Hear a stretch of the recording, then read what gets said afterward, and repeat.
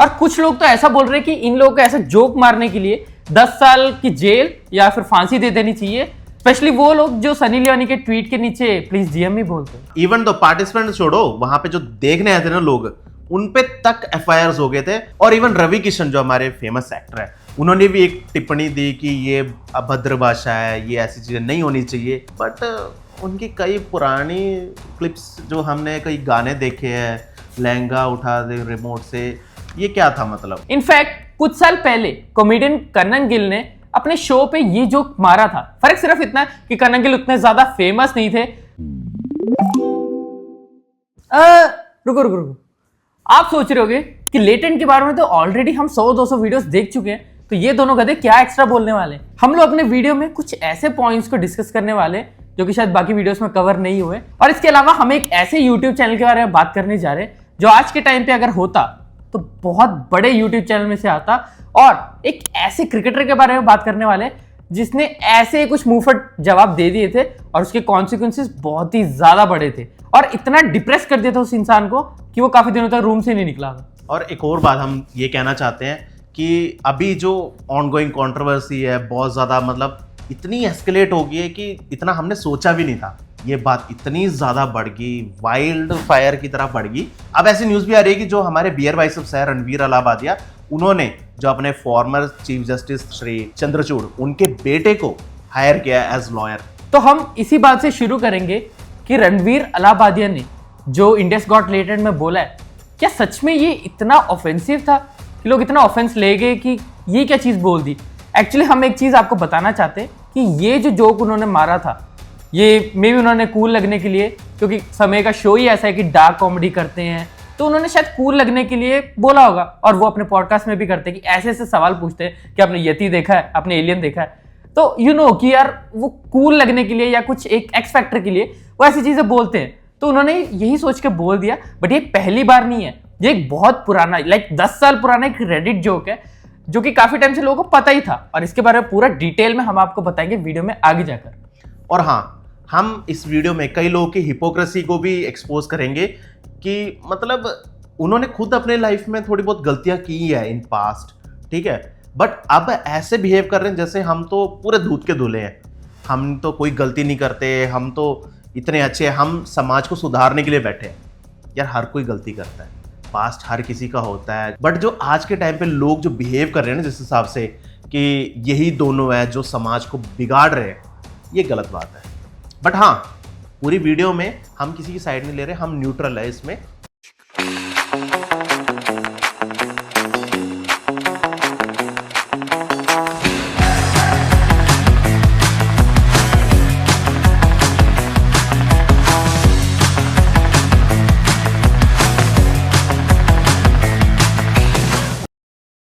Third पे आते हैं हमारे इंडियन क्रिकेटर हार्दिक पांड्या। तो बात तब की है जब कॉफी विद करण में हार्दिक पांड्या और केएल राहुल आए थे, और जस्ट वो एक फन चैट वगैरह करने के लिए और एक एंटरटेनिंग एपिसोड बनाने के लिए आए थे। और हार्दिक पांड्या काफी ज्यादा खुल गए और उन्होंने काफी ऐसी चीजें बताई जिससे लोग काफी ऑफेंड हो गए। इनफैक्ट उन्होंने किसी को ऑफेंड करने के लिए नहीं बोला था, इनफैक्ट उन्होंने अपने बारे में बोला था कि मेरे लाइफ में ऐसा हुआ है, ये हुआ है, मेरी इतनी गर्लफ्रेंड सही है, उन्होंने बोला फिर मैं करके आया। ये सब चीजें इतनी ज्यादा लोगों को ऑफेंड कर गई और लोग ये बोलने लगे कि एक क्रिकेटर ऐसी बातें कैसे कर सकता है। एक क्रिकेटर भी इंसान होता है, उसके लाइफ में जो चीजें हुई है वो अगर बता रहे हैं तो किसको क्या दिक्कत है, एज लॉन्ग एज वो एक अच्छा प्लेयर है। उन्होंने इंडिया के लिए इतना अच्छा खेला है, इतने ज्यादा रन बनाए, इतने विकेट्स लिए, वो सब चीजें लोग एक बार में भूल ही गए जब उन्होंने ये एपिसोड देखा। जो क्रिकेट है हमारे देश में, उसकी बहुत ज़्यादा मान्यता है, लोग बहुत ज़्यादा मानते हैं। इवन गॉड ऑफ क्रिकेट भी हमारे देश में ही है, सचिन तेंदुलकर। तो वही बात है, उनको ऐसा होता है कि ये जो भी सिखाएंगे अच्छा सिखाएंगे। बट उस टाइम पे हार्दिक पांड्या के जो वर्ड्स थे वो बैकफायर हुए, लोगों ने बहुत ज़्यादा आउटरीच दिखाया। बट ये बात थी कि उसके बाद लोगों ने एक टाइम तक उनके ऊपर आउटरीच किया, बंदा डिप्रेशन में गया, बहुत टाइम तक बंदे ने खेला नहीं, इंडियन टीम से भी बाहर कर दिया था। तो अब सोच सकते हो यार बंदे पे क्या बीत रही होगी जब बंदा अपने प्राइम पे था ना, जब इतना अच्छा खेल रहा था और उसके साथ ऐसा हो गया। चलो हम मानते हैं जो बोला, बहुत क्या ही बोलते हैं, इवन विराट कोहली भी बोलते हैं कि बंदा बहुत ज़्यादा मुंहफट है, कुछ भी बोल देता है कहीं पे भी, उसको कभी पता नहीं होता कि क्या बोलता है। इवन विराट ने ये चीज़ बोली थी एक इंटरव्यू में। तो उस जैसा मतलब खोया हुआ आदमी मैंने लाइफ में नहीं देखा। वो मतलब वो कुछ भी बोल दे, कोई उसका कुछ कंट्रोल नहीं है ज़बान पे, मतलब दिल का बहुत साफ है लेकिन कुछ भी बोल देता है। स्पोर्ट्स पर्सन के साथ यही है कि जब ऐसी चीजें कई बार बोलते हैं या परफॉर्मेंस डाउन होती है तो लोग बहुत क्रिटिसाइज करते हैं। जैसे अच्छा खेलने लगे या कोई ट्रॉफी आ गई तो लोग फिर से सपोर्ट करने लग जाते हैं। जब मुंबई इंडियंस की कैप्टनसी रोहित शर्मा से हटा के हार्दिक पांड्या को दी तब बहुत ज्यादा हिट, पूरे आईपीएल में क्या क्या नहीं बोला, बहुत ज्यादा। इवन तो एक डॉग जा रहा था उसको भी लोग हार्दिक पांड्या बोल रहे थे। ये नहीं सोच रहे थे कि यार हमारा ही प्लेयर है। बट एट द एंड जब इंडिया T20 वर्ल्ड कप जीती तो लोग उनको सपोर्ट करने लग गए। लेकिन आप हमें कमेंट सेक्शन में ये चीज जरूर बताना कि अगर ऐसे ही कोई फॉरेन का स्पोर्ट्समैन होता, कोई अगर किसी शो में जाके कोई ऐसी चीज बोलता तो इतना आउटरीच देखने को मिलता। क्या ये सिर्फ इंडिया में ही होता है कि स्पोर्ट्समैन है तो चुप रहना चाहिए, सिर्फ खेलना चाहिए और किसी चीज में भी हमें नहीं दिखना चाहिए और अपना दिल खोल के बात वो नहीं कर सकता? ऐसा क्यों है? सेकंड पे आते हैं एआईबी का किसको नहीं पता। 2015 में रोस्ट कॉमेडी जो है वो इंडिया में लेके आने वाले ही एआईबी है। मैं सच में कहता हूं यूट्यूब में इतना अलग, इतना फनी और इतना बढ़िया कंटेंट मैंने किसी और यूट्यूब चैनल पे नहीं देखा था। लेकिन हाँ, उनके जो जोक्स थे, उनका जो तरीका था वो शायद ज्यादा लोगों को पछता नहीं था और काफी लोगों को ऑफेंड कर देता था। ऐसा ही हुआ था एआईबी रोस्ट के साथ। एआईबी रोस्ट जब उन्होंने रणवीर सिंह और अर्जुन कपूर और करण जौहर के साथ किया था तब काफी लोगों ने देखा, हंसे, बट काफी लोग ऑफेंड भी हो गए थे क्योंकि उनको ऐसे जोक सुनने की आदत नहीं थी। उन्होंने कहा कि ये हमारे संस्कृति के खिलाफ है। एक्चुअली ये शो किसी टीवी पे नहीं आया था, ये शो यूट्यूब में अपलोड किया गया था, हुआ कहीं मुंबई के ग्राउंड में कहीं था और बोला भी था कि जिन लोगों को रोस्ट कॉमेडी से दिक्कत है या नहीं पसंद वो मत देखना। बट स्टिल काफी सारे लोगों ने देखा, काफी सारे लोग ऑफेंड हुए और इस हिसाब से ऑफेंड हुए कि उसमें पार्टिसिपेट करने वाले सभी के अगेंस्ट एफआईआर तक हो गए थे। इवन तो पार्टिसिपेंट छोड़ो, वहां पे जो देखने आए थे ना लोग, उन पे तक एफआईआर हो गए थे।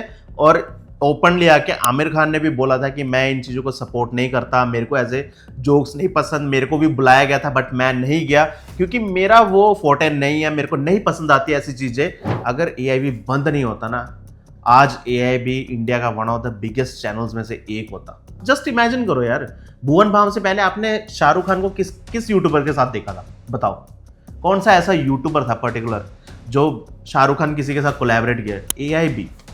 कितने सारे स्टार्स कोलैबोरेट करते थे। इवन अपने जो लेजेंडरी एक्टर हैं इरफान खान, उन्होंने तक इनके साथ स्केचेस किए थे।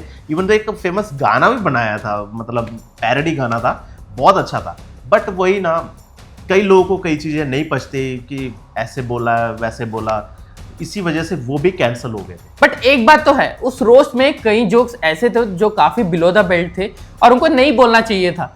लेकिन उस चीज को इतना ज्यादा ड्रैग किया गया था और इतने ज्यादा इश्यूज हुए थे कि रोस्ट के बारे में तो फिर किसी ने सोचा ही नहीं। इसी जगह हॉलीवुड में रोस्ट होते रहते हैं। इनफैक्ट रोस्ट में जस्टिन बीबर, डोनाल्ड ट्रंप, ऐसे कई लोग आए हुए और and they are okay with it. उनको रोस्ट से कोई दिक्कत है ही नहीं। एज लॉन्ग एज लोग देख रहे हैं, व्यूअरशिप आ रही है, लोगों को इनके बारे में पता लग रहा है, they are okay with roast and लोगों में भी कोई ऑफेंड नहीं होता है कि ठीक है, और वो एंजॉय करते हैं इस चीज को।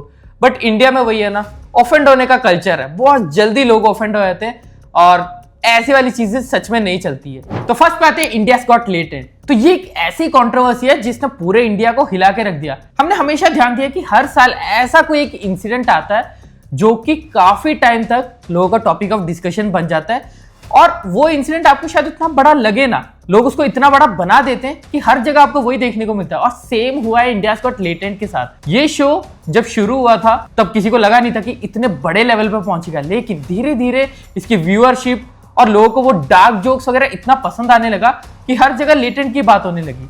अब जब कोई बंदा इतना फेमस होता है या कोई शो इतना फेमस होता है ना, तो काफी लोग आ जाते हैं उसको नीचे खींचने के लिए।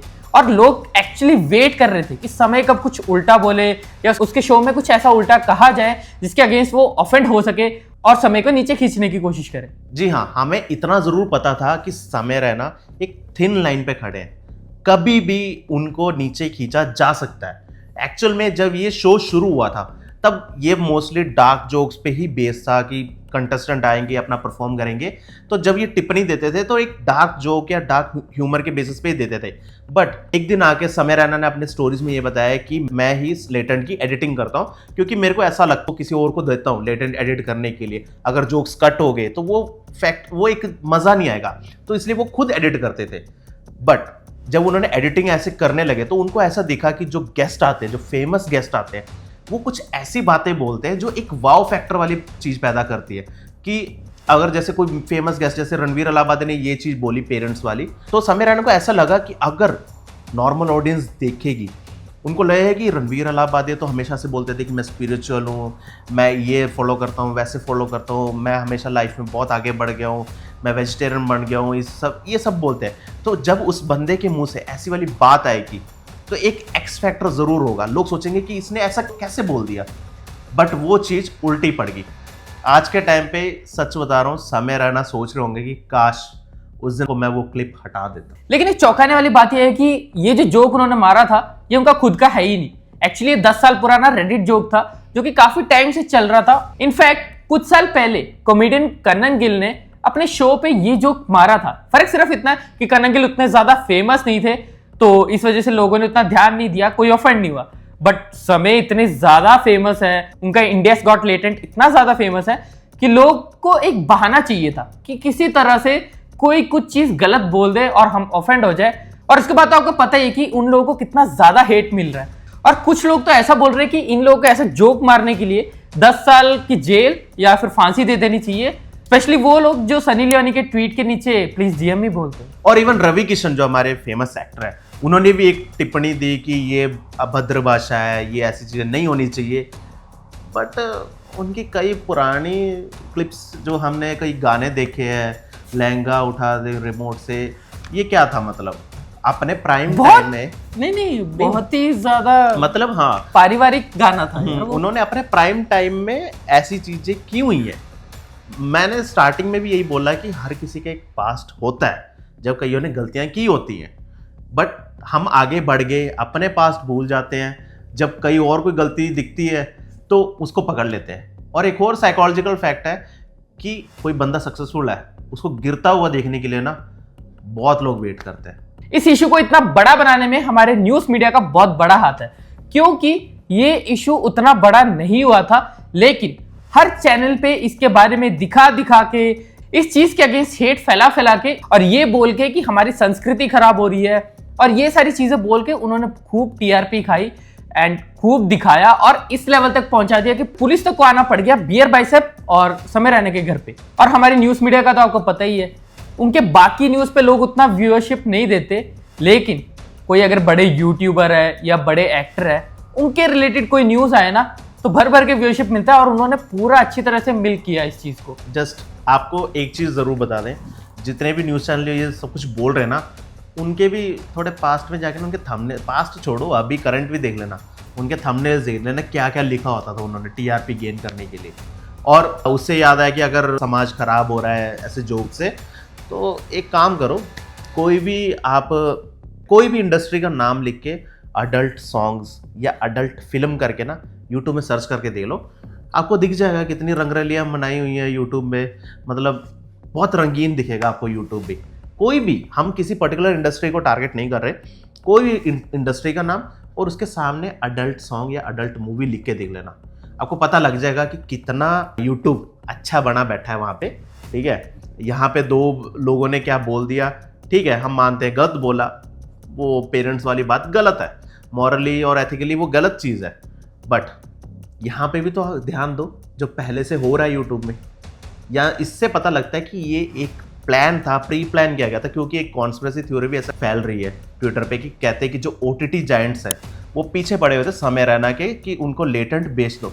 इसके रिगार्डिंग समय रैना ने एक बार स्टोरी भी डाली थी, बट समय रैना ने इसको मना कर दिया। क्यों? उनको पता था कि अगर ओटीटी जायंट्स ने ले लिया तो उनको बहुत सारे रूल्स एंड रेगुलेशन उनके फॉलो करने पड़ेंगे, इसी वजह से उनको नहीं बेचा। बट अब ये थ्योरी है कि कॉन्स्पिरेसी थ्योरी है कि ओटीटी जायंट्स ने ही इनको गिराने की कोशिश की है। और हमें कमेंट सेक्शन में ये चीज जरूर बताना कि ठीक है किसी ने गलत जोक मारा तो उस बंदे को इस लेवल तक ड्रैग करना जरूरी है कि वो अपना चैनल ही डिलीट कर दे, वीडियो ही डिलीट कर दे, लाइक जीना ही छोड़ दे क्या? इनफैक्ट रणवीर अलाहाबादिया ने इस चीज के लिए अपोलोजाइज भी किया, बट स्टिल लोग क्या माफ नहीं कर सकते? हाँ ठीक है, मुंह से निकल गया, क्या कर सकता है इंसान? सबसे बेस्ट चीज यही है कि वो बंदा माफी मांग सकता है, और माफी मांग ली है। अब उसके बाद भी अगर आप किसी को पुल डाउन करना चाहते हैं, then that tells your character man. और इसी शो के दौरान जस्ट अगर बेयर बाइसेप्स, समय रैना, आशीष और अपने अपूर्वा, उससे थोड़ा सा इधर साइड पे देखोगे ना, एक और बंदा बैठा था, जसप्रीत सिंह। हम पर्सनली, हमें उनके जोक्स पसंद आते हैं, बट जब एक कॉन्टेस्टेंट आई थी, उनसे पूछा था कि आपकी पॉलिटिकल लीनिंग क्या है, समय रैना ने ऐसे पूछा था, तो उन्होंने बोला कि I don't watch any politics. तो उन्होंने बोला कि अच्छा आप पॉलिटिक्स नहीं देखते, तो आप वोट करते हो? तो कहते नहीं, मैं वोट नहीं करती। तो उनका एक ऐसा एक जो स्लैंग बन गया आज के टाइम पे साउथ इंडियंस को लेके, केरला सर 100% लिटरेसी सर। अगर आप अभी बोलोगे कि आपने एक लड़की को जज किया कि उसने वोट नहीं किया, चलो मानते हैं उसको पॉलिटिक्स नहीं पसंद, उसने वोट नहीं किया, आपने एक लड़की के बेसिस पे पूरे केरला को जज कर दिया, और आपके साथ भी वही चीज वापस होगी। एक लड़की की वजह से आपने पूरे स्टेट को बोला, और उस स्टेट ने आपकी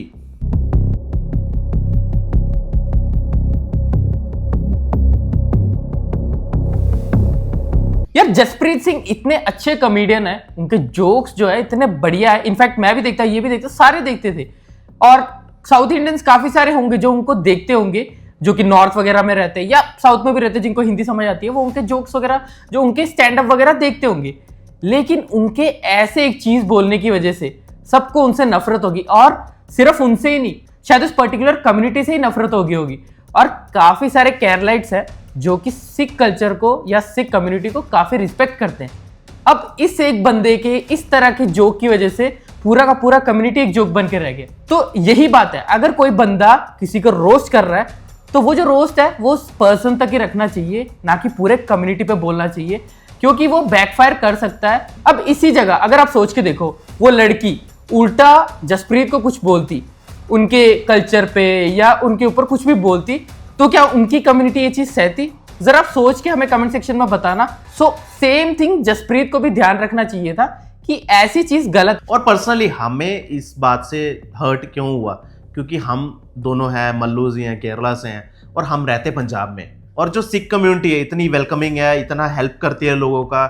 जहाँ पे भी आप देखोगे बाढ़ आती है, पहले खालसा एड हो गया, इनकी जो भी कम्युनिटी है जो पहुँच जाते हैं यार, पहले इनको पता है, ये हमेशा सेवा करने के मोटिव से ही रहते हैं। तो इसी वजह से हम भी थोड़े हर्ट हुए। अगर आप जस्ट सर्च करोगे कि पंजाबीज इन केरला, वहाँ पे इवन दो एर्नाकुलम में ऐसी एक जगह है जहाँ पे पंजाबीज रहते हैं, उनसे भी पूछना कि केरला वाले लोग उनको कैसे ट्रीट करते हैं। वो हमेशा बोलते हैं कि बहुत अच्छे से ट्रीट करते हैं, जिस हिसाब से रहते हैं।